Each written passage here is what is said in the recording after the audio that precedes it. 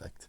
All right. Good evening, everyone. First of all, B'Shus Damar Da'asra, I want to thank Rabbi Billet for giving me the opportunity to be able to share Torah with such a wonderful group of people. And I want to thank Jeff Benko as well, who I've been in email contact with.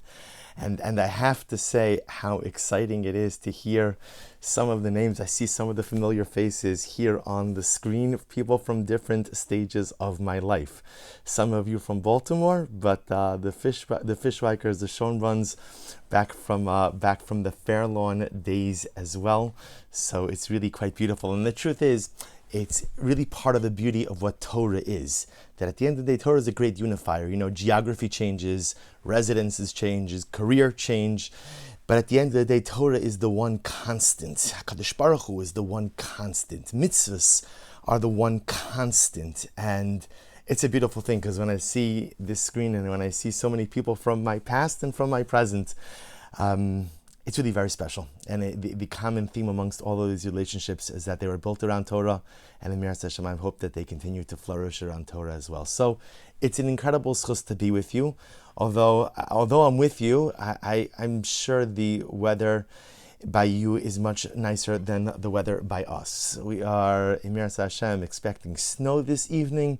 You all just look a lot warmer. But okay, if I can't be with you physically, at least I have the great schus to be with you spiritually. So I'd like to focus a little bit on a fascinating topic, a topic that the truth has captivated my imagination a number of years ago.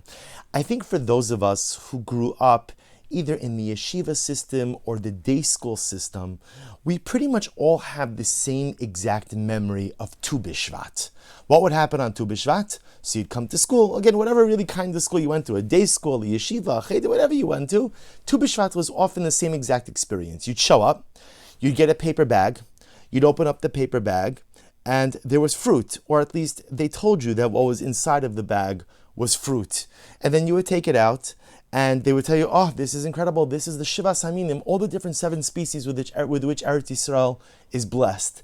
And you would think to yourself, although you wouldn't articulate it, really this is the totality of the blessing that God has conferred upon the land of Israel. This is it. A Boxer. Remember the Boxer? The Boxer, every dentist loves Boxer, because I could only imagine that after Tu B'Shvat, there was definitely a spike in emergency dental visits. Right? It doesn't look like it's really edible. It's not exactly clear whether one is supposed to consume it, not consume it, and kind of everything else follows along that mark. So we'd have Tu B'Shvat, you'd have the dried fruit, and somehow we knew that this day was unique, this day was special. But I think for many of us, and I'm really speaking to myself here, growing up without really an appreciation for Tu B'Shvat, recognizing that this day, the 15th of Shvat, was something fundamentally different than any other day, but not exactly being able to figure out wherein lies the unique identity of the day. So the Shulchan Aruch, and again, I as Rabbi Billet mentioned, there is a source sheet, and I think Rabbi Billet will just go back and forth, but the truth is, whether you want to follow on the source sheet or just Baal Peh, I'm going to be doing the sources inside and outside as well. So however you want to follow Miras Hashem, you'll be able to follow in this year. So the Shulchan Aruch, in number 1, writes a very simple halacha. Shulchan Aruch writes, Nagu shelo lipol al pneim b'Tu B'Shvat. The halacha is we don't say Tachnun. We don't say Tachnun. So we know, again, that one of the tefillos we recite immediately after Shmona Esrei, something called Nefilas Apayim, where literally we fall on our arm. Over the course of the prayer experience, we assume multiple different postures. We sit, we stand, we prostrate. Now, we don't fully prostrate because there is no prostration outside of the Beis HaMikdash. Perhaps the exception to this is an interesting custom that developed by Yom Kippur or by Rosh Hashanah, but in general, we don't prostrate ourselves outside of the Beis HaMikdash. But we do recite Tachanun, whereby we put our head on our arm. And that is a supplicatory prayer in which we beseech HaKadosh Baruch Hu for His mercy. The Shulchan Aruch says that on Tu B'Shvat, we don't say Tachanun. Now, why is this important?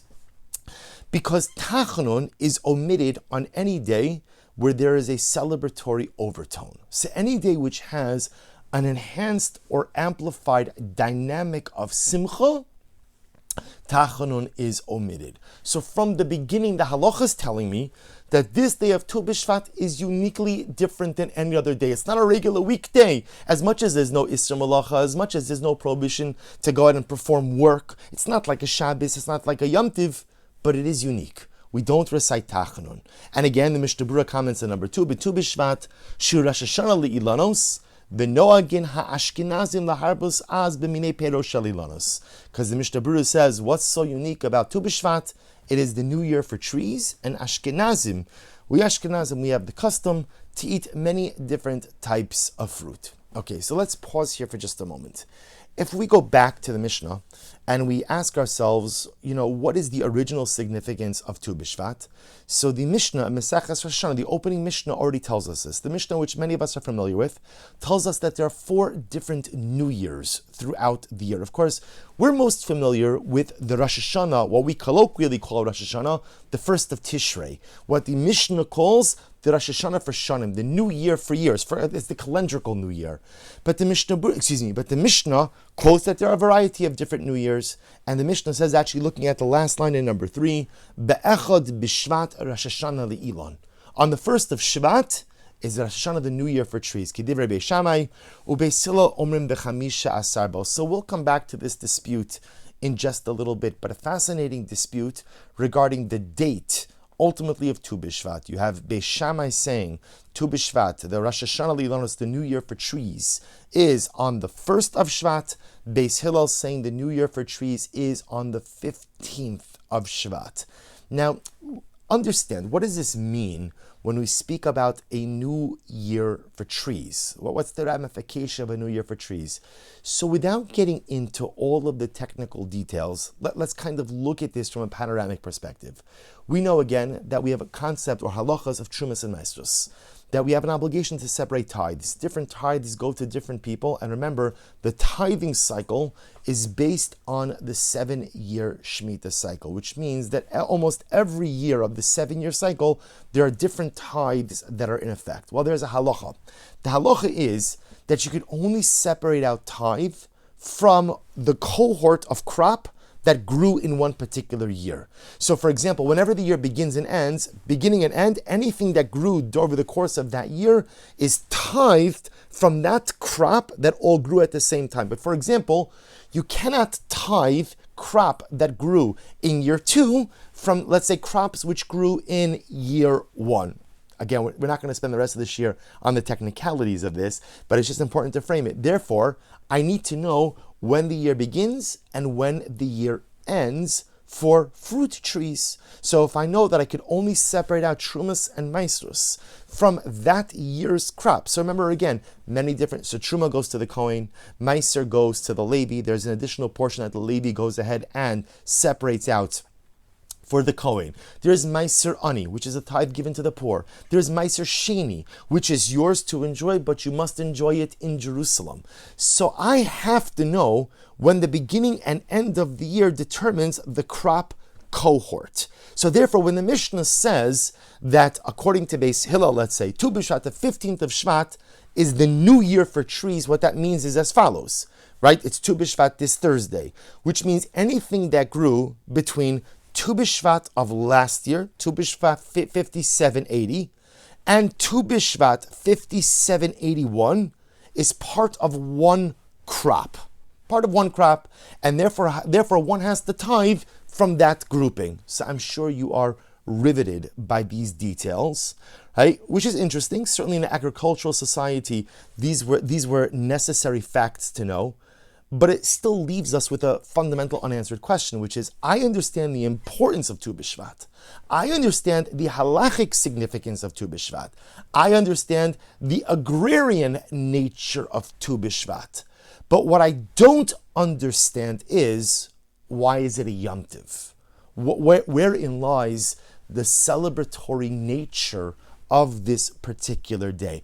And before I answer that question, or before we kind of delve into the answer, I want to just amplify the question a bit more. If you take a look at number 5, so the Shulchan Aruch says something absolutely amazing. The Shulchan Aruch writes, Tzibor shebikshu ligzor tainis sheni v'chamishi v'sheni. The Shulchan Aruch over here is referring to a series of fast days. Let's say a community wanted to go ahead and declare a series of fast days, a Monday, Thursday, Monday series of fast days, either because of some type of communal calamity, or even for the example in Eretz Yisrael, because let's say there's not enough rain. So what's the halacha? Upaga b'tainis Tu B'Shvat. And let's say again on either that Monday, Thursday, Monday, it's Tu B'Shvat. Hatainis nidcha l'Shabbos haba. We push off the communal fast day. Push off the communal fast day to the next week. Kedei shelo yigzeru tainis b'tu b'shvat shiur Rosh Hashanah li'ilanos. So understand the difference. This is a dramatic halacha, because when a community declares a public fast day, that is a very serious thing. You know, Maseches Tainis is dedicated to this concept of how we treat public fast days, and there's a lot of severity associated to them. We close down businesses for certain fast days. We go ahead and... I'm sorry. That's what the insurance company is offering, or you can fight for what's fair. This is New York. We go ahead and we... I apologize, Rabbi Silver. I have to unmute you again. No problem. I unmuted. I'm good. I'm good. Thank you, Rabbi. Thank you. So we go out when there is a communal fast day, so we are exceptionally careful with how we conduct ourselves. And at the end of the day, it's not a Zoom shiur without some technical difficulties. It's part and parcel of the Zoom shiur. So when you have a public fast day, at the end of the day, that's a very severe and significant thing. So the Shulchan Aruch is saying, but if Tu B'Shvat happens to fall during the course of the public fast days, we push off the fast day so as not to interfere with Tu B'Shvat, which means when there is a clash between Tu B'Shvat and between a public fast day, so ultimately again, Tu B'Shvat wins. Tu B'Shvat wins. So that is incredibly dramatic because it tells us about Silver, you have to unmute yourself. I just muted everybody. I didn't do it at the beginning. I apologize. Okay. Please unmute yourself and go back about 30 seconds. No problem. Okay, so thank you. So as I was saying, the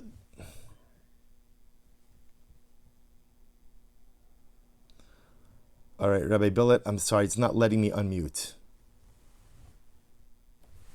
Okay. Okay. Good? You hear me now? Okay. So as I was saying, so the fact that the Shulchan Aruch says that if there is a clash between a public fast day, and ultimately Tu B'Shvat wins, despite the fact that in general public fast days are treated with incredible severity, and public fast days are considered to be incredibly important facets of communal observance. And again, I don't know which part I was muted out for, but even technically speaking, on a public fast day, we close down places of business. We suspend commerce. That's how significant public fast days are. Yet, when there is a conflict between the public fast day and Tu B'Shvat, ultimately Tu B'Shvat wins. So once again, we come back to our original question, which is, what is the Yom Tov identity of this day? What exactly is so important about Tu B'Shvat? What is so significant about Tu B'Shvat? And wherein lies the Yom Tov identity of this day? So I want to share with you essentially two different approaches to this. The first approach begins in number 10. I'm sorry, it's actually not supposed to be number 10. Sorry about that. The numbering got a little messed up. My apologies for that. But we'll just go with the numbering as it is on the sheet. I'm sorry. Number 10, which is in the Sefer Zecher David. So this Sefer was written by Rav David of Modena.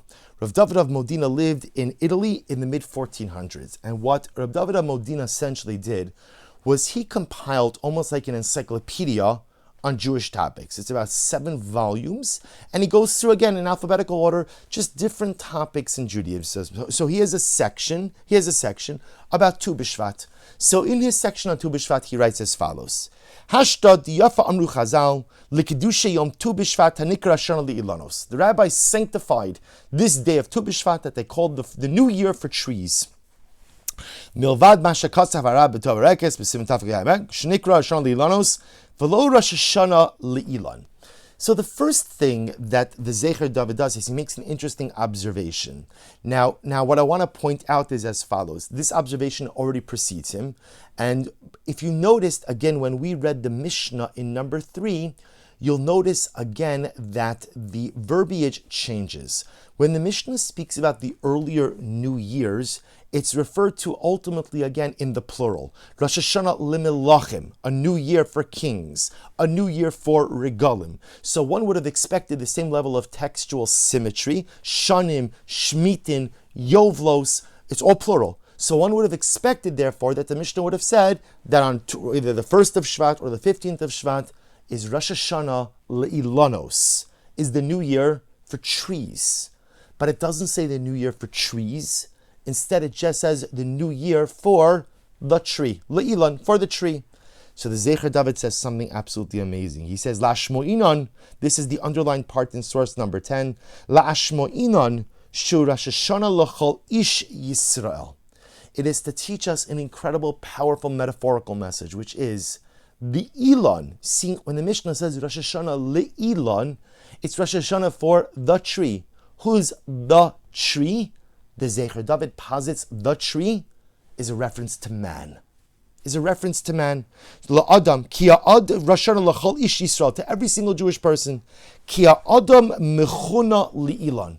For a person is compared to a tree. Shene Emar, ki ha'adam eitz hasada. So the pasuk to which the Zecher David refers to is the pasuk in number 11. The Torah says, actually a totally different context, right? The Torah is speaking about the halachos of warfare. And we know that when you go out to war, the Torah does not allow for what they would call today a scorched earth policy. You can't go, right? This is it's one of the oldest military tactics, scorched earth policy. When you go into a foreign land, you're invading someone else, you're repelling an invading army, burn down everything, deprive the enemy of natural resources. We don't believe, the Jewish army doesn't operate with a scorched earth policy. There's a whole variety of different reasons. The Ramban explains because a scorched earth policy already represents a certain lack of belief that you're actually going to win the war. Because if you really believed you were going to win the war, why would you want to destroy the very resources from which you will be able to benefit from? Therefore, again, no script. Okay, but if you take a look at number 11, so the Torah says, Ki satzir al ir yomim rabim lihilachim alele tafsa, lo sashchis eseitzal and doachal agarzen kimenu sochal, vosolo sichras. The Torah says if you're going to lay a siege to a city, and you're laying a siege for a prolonged amount of time, so the Shulchan Aruch says, do not go ahead and chop down the trees unnecessarily. Of course, if strategically you need to chop down the trees, you could chop down the trees, but just wanton destruction is not permitted. Why? Says the Torah, Ki ha'adam eitz hasada lavol mipanecha b'matzor. Now, interestingly enough, there's a dispute amongst the commentaries exactly how to read this phrase. So most understand it to be a rhetorical question. Ki ha'adam eitz hasada? Is the tree, right? Literally, is the tree a combatant? Is the tree a person? Is the tree a person who's going to war with you? Of course not. So leave the tree alone. There's no need to go ahead and unnecessarily destroy the tree. So what the Sefer Zecher David of Modena is doing, and the truth is, it is really attributed to sources even earlier than him. He reads that phrase a little bit differently, not as an interrogative, or of course, in the context of the pasuk, it's a rhetorical question. Ki ha'adam eitz hasada, is a person a tree? But Rav David of Modena understands this more on a metaphorical level to be a statement. Ki ha'adam eitz hasada. Man is like the tree. Man is like a tree. Now the truth is, this tree-man comparison we find many different places in Chazal, right? The notion of the tree having roots, right? So too man has roots. The tree having branches. Man extends himself, having a mishpacha, branches as well. Interestingly enough, in Hasidic literature, the Svarim write that the major difference is the tree, its roots grow into the ground. Man's roots extend into the celestial sphere. But in any event, so therefore Rav David Modena kind of drops this incredible concept, which is that there is a deeper meaning to Tu B'Shvat. That when the Mishnah says that Be'echad B'Shvat or Be'tu B'Shvat, whichever, the first of Shvat, 15th of Shvat, is Rosh Hashanah Le'ilon. It doesn't just simply mean an agricultural date. Yes, of course, it does mean an agricultural date. Yes, as we pointed out before, you have to set the calendar for tithing purposes. But there is a deeper metaphoric message as well, that the Tu B'Shvat is the new year, La'ilan, for the tree. And who is the tree? Ki ha'adam eitz hasada. Man. What a dramatic idea. So suddenly again, that day, that we always just marked with a paper bag filled with what people told us was fruit, now suddenly again in the eyes of Chazal is an actual Rosh Hashanah. It's a brand new year, not just for the trees, not just for tithing purposes. It's a brand new year for me. It's a brand new year for you. But the question, of course, is what does this mean? And first of all, another question you're already thinking about, which is, but we already have a Rosh Hashanah. We already have that.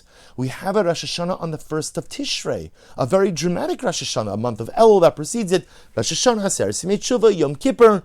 So what does this mean now that man has a second Rosh Hashanah? So if you take a look at number 9, I want to share with you what I think is, the only way I could describe it is as a riveting, overwhelming piece. This is from the Sefer Bnei Yissaschar, which was written by Rav Tzvi Elimelech Shapira of Dinov, who was born in 1785, who was one of the great Hasidic masters. So to appreciate this piece, we need to do a little bit of background. So we're going to go a little bit out of order, even more out of order than my sources already are.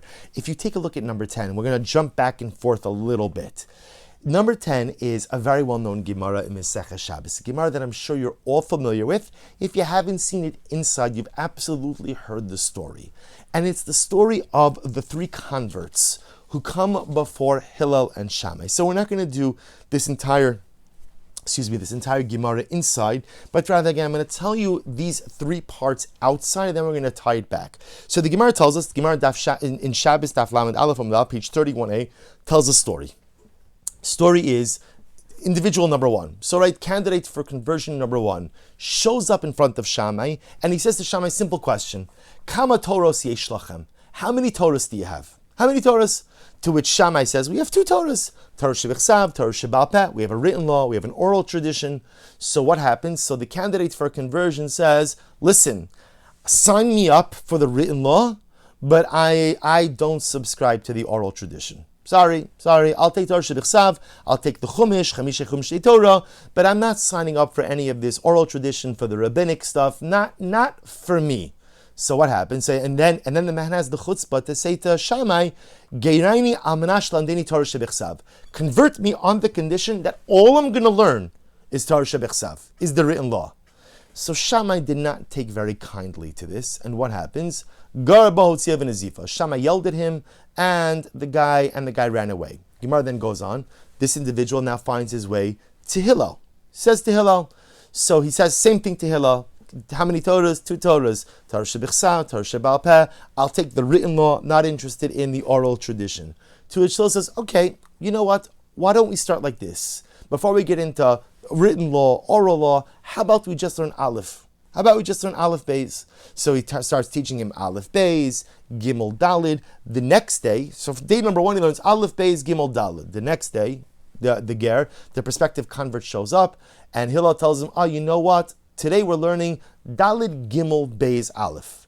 The ger says, the individual says, but yesterday you told me it was Aleph Beis Gimel Dalid. Today you're telling me it's Dalid Gimel Beis Aleph. What's going on? So Hillel said, exactly. The same way you trusted me to tell you that the proper order is Aleph Beis Gimel Dalid, you have to trust me that in order to be a Jew, you have to accept Torah shebichsav, the written law, as well as the oral tradition. Good. Guy accepted. He converted. Story number 2. Individual comes to Shammai and says, Shammai, I want to convert, but teach me the entire Torah while I am standing on one leg. Okay? Shammai doesn't take too kindly to this, and the Gemara says, Dachfo ba'amasa binyan. Shammai chased them away with a 2x4. Literally chased the man away with a 2x4. Get out of here. I don't want anything to do with you. The guy comes to Hillel, and Hillel says, okay, you want to learn the entire Torah on one leg. Madasani alecha lechabercha lo savid. Whatever you don't want done to you, don't do to someone else. Beautiful. Guy converts. Story number 3.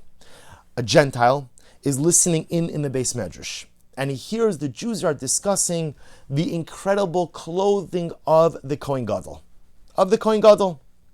So the guy shows up, he tells Shammai, listen, here's the deal.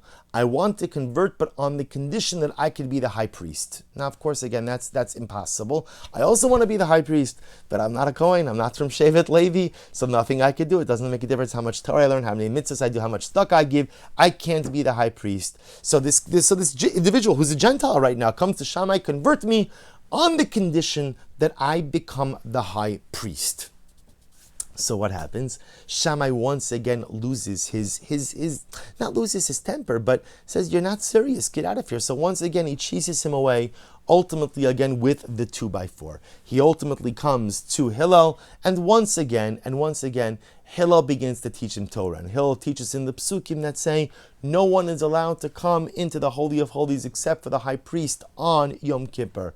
And the ger, the convert, asked him, who does that refer to? And Hillel said it refers to everyone, even King David, even David HaMelech.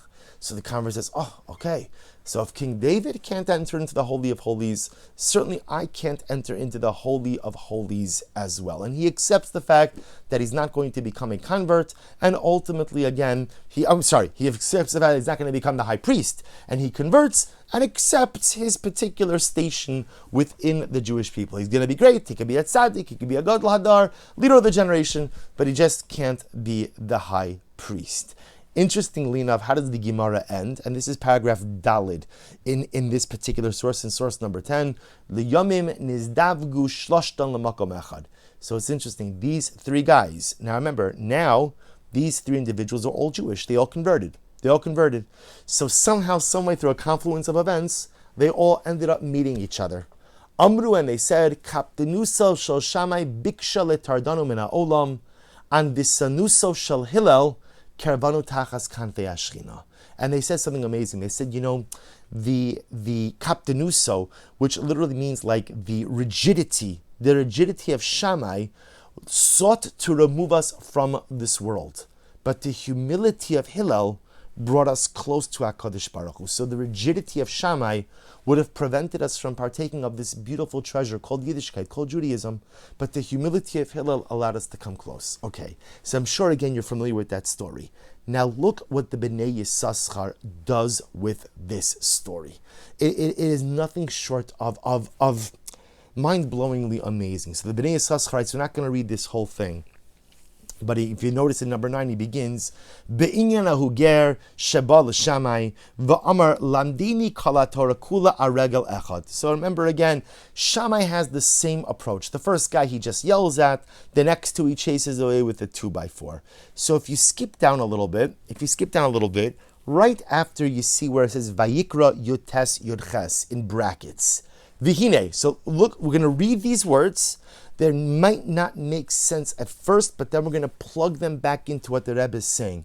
Vihine, chidish halavana b'chadsha nekuda. When there's a new moon, there's barely anything visible, and sometimes literally there's nothing visible. Umusefes b'madrega yom achar yom, ad shetamot amilua b'tesvav. And what happens? Day after day. So remember, the beginning of the month, the moon is almost invisible. And then day after day, the moon grows a bit more, until when you get to the 15th of the month, the middle of the month, the 15th, the moon is full. The moon is full. It's luminescent. It's beautiful. It's brilliant. V'hine inyan hachidush me'aschalas hachodesh umosefes b'chol yom hu dimyon haTorah. This idea of the moon, and by the way, this is very much related. We just had this in Parashas Bo, where the Torah spoke about the first national mitzvah we are given, HaChodesh Hazeh Lochem Rosh Chadoshim, the lunar calendar. The first mitzvah that HaKadosh Baruch Hu gives us is a mitzvah that has to do with the moon. Why, says the Bnei Yissaschar? Because the moon is almost like the physical manifestation or physical embodiment of the nature of the human condition. How so? Sha'adam me'atzmo Yosef b'chol yom yoser.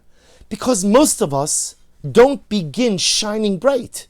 Most of us don't begin with luminescent brilliance. Some of us even begin barely visible. Some of us emit absolutely no light. But if I work on myself a little bit more day after day after day, then suddenly again I begin to radiate something magnificent, something beautiful. He goes on, he says, Sha'ad sheyotzi mikoach el hapoel mashu koach shekol nishmaso. Until ultimately, again, over time, I take the potential, the energy that resides inside of my soul, and I actualize it and turning into something dynamic. Then he writes, Al Kain, I'm skipping just 2 lines, Al Kain hu rosh hashana li'ilanos. Therefore, Tu B'Shvat is the new year for trees. Ki ha'adam eitz hasoda. For man is a tree of the field. So, okay, let's pause here for just a moment and let's talk about this. Because before we even know what the words of the Rebbe are, we know that the Rebbe is doing something dramatic. So let's take a step back and let's take a look at let's talk about the Gemara. We don't have to look at it. We're going to talk about the Gemara for just a moment. So if you were to think about, which I'm sure you're thinking about now, what is the machlokes between Beis Shammai and Beis Hillel? Right? Remember, take a step back for just a moment. So those of you who learn Gemara have a familiarity with Gemara, or the truth is, even if you don't learn Gemara, you know that in general, Jewish learning always is comprised of debate. There's debate. There's always debate. There's different opinions. I don't say two opinions, but there's usually more than two opinions. And whenever you want to try to reach a resolution, you have to ask yourself one simple question. What is at the core of the dispute? The truth is, this in general is an important yesod, an important concept in relationship dynamics, because we all have disputes, whether it's dispute in a marriage, whether it's dispute with children, whether it's dispute with friends, we all have our disputes. And if you want to resolve those disputes, you have to drill down to what is at the core of the dispute. You know, you could be locked in an argument with someone for years, for decades, because you never really drilled down, what are we arguing about? What is the point of contention? So here you have a Gemara that records two dramatically different approaches, the approach of Hillel and the approach of Shammai. But what do they really argue about? In other words, what accounts for their difference in approach, right? The same people the same three candidates for conversion came to Shammai and then to Hillel. And by the way, the three guys said the same exact thing to Shammai and then to Hillel. Yet Shammai reacted one way and Hillel reacted a different way. So how do you account for those differences? And what the Bnei Yissaschar is suggesting is something absolutely amazing. You know what their machlokes was? Their machlokes, their dispute, was how do you look at people? How do you look at people? You see, in Shammai's worldview, how do you look at people? As they are. As they are. The way you present, that's ultimately, again, the way I'm going to forge, or I should say, to form my opinions about you. So therefore, a guy comes up to Shammai and says, listen, I'm ready to convert, but listen, Rabbi, I'm going to take the written law, I'm not interested in the oral tradition. I'll take what God says, not interested in what the rabbis have to say. So Shammai says, get out of here. Get out of here. You're not serious. You're not committed. So get out of here. Or again, second guy comes along and the second guy says, teach me all of Torah while I'm standing on one foot. Get out of here. Come on, what are you talking about? What kind of commitment is that? Judaism is an ancient, holy religion that is steeped in details and rituals and rites, and you want it on one foot? Get out of here. Get out of here. What is it, a joke? Don't waste my time. Third guy comes along. I want to be the Kohen Gadol. Shkoyach, you want to be the Kohen Gadol? Excellent. Get in line. Everybody wants to be the Kohen Gadol. But come on, you're not even Jewish yet. So what are you even talking about? So Shammai sees each of these individuals for what they are. And he sees them as people who lack resolve, who lack seriousness. And therefore, he dispenses with them quickly and unceremoniously. Get out. Get out. Leave me alone. I'm not wasting my time with you. Hillel, on the other hand, and this is quite amazing, doesn't see people for who they are. Hillel sees people for who they can become. Hillel sees people for who they can become. So dear friends, let's analyze this for just a little bit. If you're a Hillel and you see this individual who shows up and he says, how many Torahs do you have? And we say 2 Torahs, written law, oral tradition, and the guy says, fine, you know what? I'll take the written one, not the oral tradition. What does Hillel say? Hillel sees someone who's insecure. I want to commit. I want to join the fold. I want to be part of the Jewish people. But 2 Torahs, that's a lot of stuff. So there's an insecurity that's there. The individual comes along and says, teach me the entire Torah while I'm standing on one foot. Whereas Shammai saw him as a lack of resolve, Hillel saw him as someone who has such an incredible desire to amass everything there is to amass. But he once again is afraid that maybe he lacks the utensils, the intellectual utensils, the emotional utensils, spiritual tools to be able to amass knowledge. So can you give it to me in a sound bite? And the guy who wants to be the Kohen Gadol, he's not joking around. That's a person who aspires to greatness. That's a person who wants to accomplish something incredible. So herein lies the dispute between Hillel and Shammai. Shammai sees people for who they are. So you roll up and you say, I'll take one Torah, not two Torahs. Teach me everything on one foot. I want to be the Kohen Gadol. Shammai says, get out of my face. I don't need to talk to you. You're not serious. You're not committed. When you really decide you want to take this seriously, come back. I'm happy to talk with you. And Hillel says, no. There's what they're saying, but there's what they also mean beneath or underneath the layers of those words. There are insecurities that make a person feel that they can't really accomplish everything they want to accomplish. There's the desire for greatness. There's fear. So Hillel says, let's peel back all of those layers, because I'm not just going to simply look at you for who you are. I'm going to look at you ultimately again for who you can become. You know, it's amazing. We actually find this concept in this week's parsha as well. There is a beautiful idea. The great tzaddik, Rabbi Yisrael of Rizhin, known as the Rizhiner, he quotes an incredible medrash. This week we read about the splitting of the Red Sea, Kriyas Yamsuf.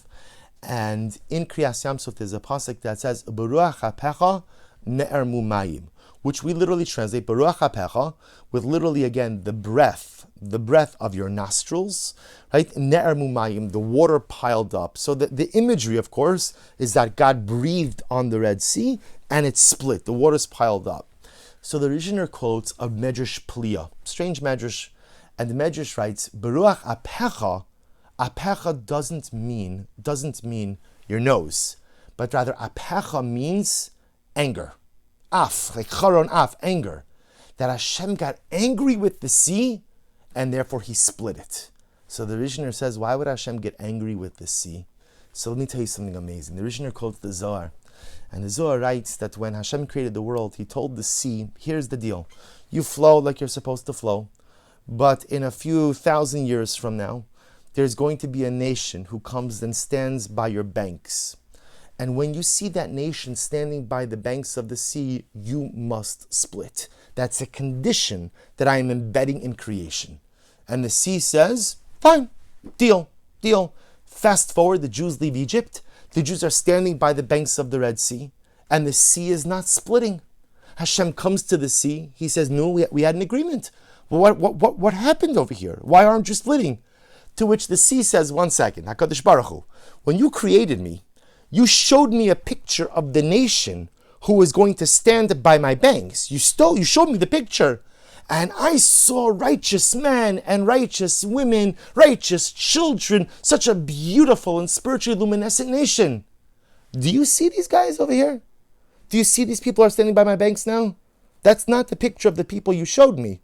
I'm not splitting for these individuals. They are not deserving. They are not righteous. You know, the good part about God is you could try collaboration for a little bit if you're God, but then if collaboration fails, you could always just play the God card. So what happens? HaKadosh Baruch Hu decides, okay, you're not going to split, I'll split you. HaKadosh Baruch Hu split. What's happening over here? You see, the sea saw us for who we were. HaKadosh Baruch Hu sees us for who we can become. What's the machlokus? What's the dispute? Beis Shammai and Beis Hillel. Beis Shammai says, I look at people for who they are now. You're showing up, you only want one Torah, get out of here. You want to learn Torah on one leg, get out of here. You want to be the Kohen Gadol, get out of here. And Hillel says, no. You have to strive to see people not simply for who they are, but who they can potentially become. And now says the Bnei Yissaschar something absolutely amazing. You remember again going all the way back to the beginning when we saw in the Mishnah on Rosh Hashanah there was a dispute between Beis Shammai and Beis Hillel. Ultimately again, when is the Rosh Hashanah? When is the new year for trees? So you remember again, Beis Shammai says it's on the 1st of Shvat, and Beis Hillel said it's on the 15th of Shvat. It's on the 15th of Shvat. So says the Bnei Yissaschar something absolutely amazing. He says this is the dispute. He says Shammai says the Rosh Hashanah, the rebirth of man is when? On the 1st of Shvat. 1st of Shvat, what does the moon look like? Nothing. Because Shammai says in life, we are judged for what we are. You are judged for who you are, for what you are, for how you present, for what you are in real time right now. versus Hillel, who holds that when is the Rosh Hashanah Le'ilan? When is the New Year for trees? And remember, dear friends, the tree, as we saw from the Zecher David, doesn't just refer to the agricultural trees, to the horticultural trees, but the tree is man. So Shammai says that Rosh Hashanah for the tree for man is on the 1st of Shvat. It's on the 1st of Shvat. Because the 1st of Shvat, what you see is what you get. You see nothing. If you see nothing, there is nothing. We are judged based on how we present. We are judged based on who we are right now in the present. And Beis Hillel says, no. The Rosh Hashanah for the Ilan, the Rosh Hashanah for the tree, is on the 15th of Shvat, when the moon is full. And what happens when the moon is full? It's obviously beautiful, luminescent. But what's amazing? Just a few days ago, that moon wasn't as full. And a few days before that, it was just a sliver. And a few days before that, ultimately, it wasn't even visible. Hillel says that at the end of the day, we are judged, the Rosh Hashanah Le'ilan, the new year for trees, for the tree, for man, is a judgment not based on who we are, but a judgment based on who we can become. And in fact, again, who does the halacha follow? We know. The halacha follows Beis Hillel, right? That Tu B'Shvat, right? The Rosh Hashanah for the Ilanos, the Rosh Hashanah for new trees, or for man, ultimately, again, is on the 15th of Shvat. And I'll show you something amazing. If you take a look at number 12, and then we'll kind of tie this together. If you go back to number 12, the Gemara Maseches Rosh Hashanah says something so beautiful. The Gemara says, Be'echad b'shar Hashanah le'ilan. So again, the Gemara then goes on to say, Beis Hillel says, the Rosh Hashanah for the trees is on the 15th of Shvat. But what's unique about the 15th of Shvat? So remember again, if you're in Eretz Yisrael on Tu B'Shvat, aside for the Shkedia Parachat, right, aside for the almond tree, which does blossom amazingly enough by Tu B'Shvat, you go out in terms. It's pretty much the same. Like, it's not like there's suddenly spring is here and everything is fine. It's still wintertime. So the Gemara is about, like, what is it about the 15th of Shvat that is so unique? So the Gemara says, number 12, Afa pi sharov tekufa mibachutz. Even though, again, there's still more winter to come, hoil v'yatzu rov gishmei shana. The majority of the rains have already fallen. By Tu B'Shvat, even though there's more winter ahead, the majority of the rains have still fallen. And Rashi says in number 13 something absolutely amazing. Ho'el v'yotzu rov gishmei shana, shekvar avar rov yemos hagishamim, shuzman revia, va'ala sasraf bi'ilanos. Do you know what is unique about Tu B'Shvat? What's unique about Tu B'Shvat is that by the time we get to the 15th of Shvat, although there's still more winter to come, and there's still more rain to come and more cold weather to come, the sap is surging in the tree. You see, when you go outside, halavai, we should be zocha, all of us, to get to Eretz Yisrael soon. You go outside by Tu B'Shvat, everything looks the same. But if you were to cut open that tree, what would you find? You would find the life-affirming and life-nourishing sap coursing through the trunk, coursing through the branches. The tree looks ordinary on the outside, but the very nectar of vitality is coursing through that tree in its entirety. And now we understand the power of Tu B'Shvat. The power of Tu B'Shvat, Rosh Hashanah Le'ilan. Ultimately, again, it's the new year for not just trees, but for the tree. Who is the tree? Man. I'm the tree. You're the tree. It's a Rosh Hashanah for us. What does it mean Rosh Hashanah? I have a Rosh Hashanah already on Tishrei. Rosh Hashanah, Tu B'Shvat, the power of Tu B'Shvat, is as nature begins to renew itself, man is given the power and opportunity for renewal as well. But just like with nature, if you go outside and you look in the natural world, you won't find anything out of the ordinary on Tu B'Shvat. Everything still looks the same. So too, when I look in the mirror, I often feel incredibly ordinary. When I look in the mirror, I often feel just very regular. I don't feel anything different. But the tree also looks the same. The tree also looks ordinary. But yet the tree has the sap of vitality that courses through it. I have that same sap of potential which courses through me as well.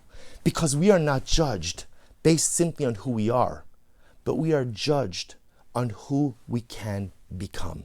You see, and herein lies also the distinction between Rosh Hashanah of Tishrei and Rosh Hashanah of Tu B'Shvat. See, Rosh Hashanah of Tishrei, you are judged for who you are. In fact, the Gemara Maseches Rosh Hashanah says that how do you characterize the judgment of Yamim Noraim? Ba'asher hu sham. We are judged for who we are. But on Tu B'Shvat there's another judgment.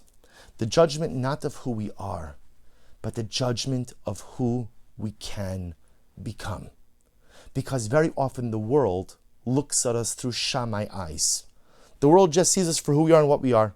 Often we look at ourselves through Shammai eyes. I just see myself for who I am and what I am. And sometimes I totally forget that I possess sap, that I possess the nectar of vitality, that I possess potential, that I don't have to settle for a life of mediocrity, that I don't have to settle for being ordinary, that I don't have to settle for being regular, that I don't have to settle for being just another face in the crowd, but that I could do something dynamic, amazing, and spectacular. And difference, doing something dynamic, spectacular, and amazing doesn't mean something that's going to be like on the front page of the paper. It doesn't mean something that's necessarily going to grab headlines or something even that maybe people will never even know about. But at the end of the day, I could shake off the frost of mediocrity, tap into my internal sap, and become something incredible. This is the power of Tu B'Shvat. This is the Rosh Hashanah Le'ilon. This is the incredible and enormous power of this day. We paskin like Beis Hillel, because man is like the moon, and there are times I look like nothing, and it looks like I'm not even apparent, they can't even see me. I have the ability to regenerate. I have the ability to rebuild. I have the ability to recreate. Tu B'Shvat is a Yom Tov. Do you want to know why? Because it is the Yom Tov of personalistic renewal. Because as the natural world begins to renew, Rosh Hashanah Le'ilon ki ha'adam eitz hasada. If a tree that looks dead, it looks dead right now, right? The branches are barren, the leaves are off, there's no fruit, it looks dead. Yet I know it's not dead, and I know in just a little while it's going to sprout forth and be filled with incredible vegetation, incredible leaves, incredible fruit. If the tree can do that, then imagine what I could do.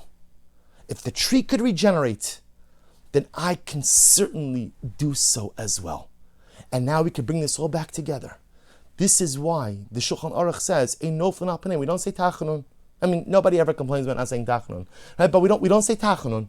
We don't say tachanun ultimately on Tu B'Shvat. And again, even if there's public fast days, we won't go ahead and we won't fast. Why? Because Tu B'Shvat is a Yom Tov, and not a Yom Tov ultimately simply because you get a bag of fruit. Why is that we eat fruit on Yom Tov? Of course, again, there's an agricultural aspect. But we eat fruit on Tu B'Shvat because just like the fruit came from something that at some point in time looked so barren and looked more dead than alive, but yet it produced something amazing. If the tree can do that, then imagine what I could do. And so as the natural world begins to fill up, to replenish its sap, and gets ready to bring forth something magnificent, something beautiful, I have to tap into the power of this day and try to do the same as well. I'll end with the Baba Rebbe Zecher Tzadik Livracha, Rav Shlomo Halberstam, said something very beautiful. The Rebbe lived from 1908 to 2000, and for those, I'm sure some of you may be familiar with the Baba Rebbe. The Rebbe lost everything in the course of the war and came to this country with one son who survived along with him. And he rebuilt not only an incredible Hasidus, but the truth is the Baba Rebbe is responsible for much of the, we'll call it spiritual infrastructure that became part of this country after the Holocaust.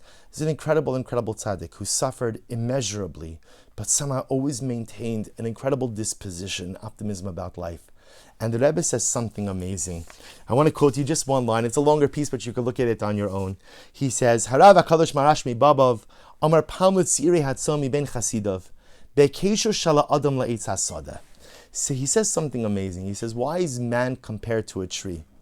And he says, essentially, if you have a tree, a sapling, and what happens? The tree, let's say, is growing a little bit crooked. I have a tree like this in my front yard, where the tree, it grows a little bit crooked. So you know what happens if you have a tree that's growing crooked?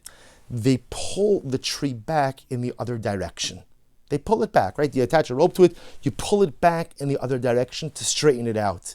He says, Afim yas akim adain efshar lamido biyosher, v'liksher also b'shalshalos b'derech sherotzin. You see, when the tree is a sapling, even if it's growing in the wrong direction, you could pull it back in the right direction. But once the tree becomes older and becomes rigid, if the tree is bent, you can't straighten it. So the Hasidim asked the Rebbe, so Rebbe, so now obviously you know what the Rebbe was saying, that when we're young, so you could go ahead and straighten out your tree. But as you get older, if you allow your tree to be bent, it grows that way and it becomes immutable, it becomes unmovable, it becomes unmalleable. So they asked the Rebbe, he said, so how old, meaning until how old do you have to shape your tree? And the Rebbe said something amazing. He said, Kal kama shu nosein lakov es atzmo, harehu ot sayer. You are young, you are a sapling, as long as you allow your tree to be moved. In other words, it doesn't matter how old your tree is. It just matters if you're willing to allow your tree to be bent in a different direction. It just matters if you're willing to allow your tree to be pulled a little bit differently than maybe it's been situated beforehand. If you're willing to change, if you're willing to adapt, if you're willing to look at yourself and to look at the world a little bit differently, there's no telling what your sapling, what your personalistic sapling could grow into. So Mirz Hashem, this coming Wednesday night and Thursday of Tu B'Shvat, hopefully we will enter into this day with a brand new appreciation. A day, of course, when we celebrate the beautiful bounty of Eretz Yisrael, and we celebrate the fact that Baruch Hu has given us a beautiful land that produces fruit, that produces so many incredible things. In Halavai, the skies will open up, the airport will open up, and we'll be able, Mirz Hashem, once again to travel back home. Halavai B'Karov. But we will also remember the personalistic message of Tu B'Shvat. That Wednesday night, Thursday, is the Rosh Hashanah Li'ilon. On Tishrei, I was judged for who I was. On Tu B'Shvat, HaKadosh Baruch Hu wants to see, what are my dreams for myself? Who do I want to be? Who do I want to become? Now you'll say, but I looked in the mirror and I look so ordinary, I look so regular. Look at the natural world. It also looks ordinary, regular. In fact, the natural world looks more dead than alive. Yet we know the sap, life-affirming sap, runs through all of the vegetation in the world. If there's life-affirming sap in the tree in my front yard, there is life-affirming vitality sap coursing through my veins as well. The sap of potential, the sap of growth, the sap of ability, the sap of accomplishment. And all I have to do is to find the courage to tap into it.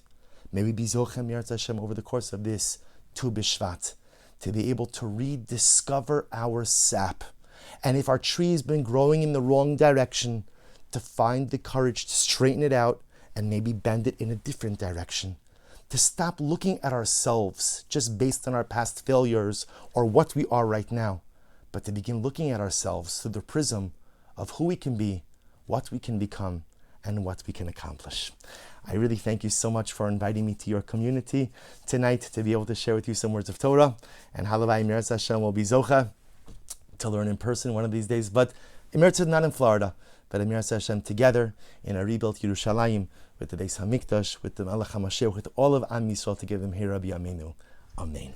Thank you for having me. Thank you very much, Rabbi Silver. Thank you very much. I just again want to thank all of our sponsors, the Cransons, the Diamonds, the Schoenbruns, the Zeltzers, Fishwhackers, Millers, Schoenbruns, and Duhofs.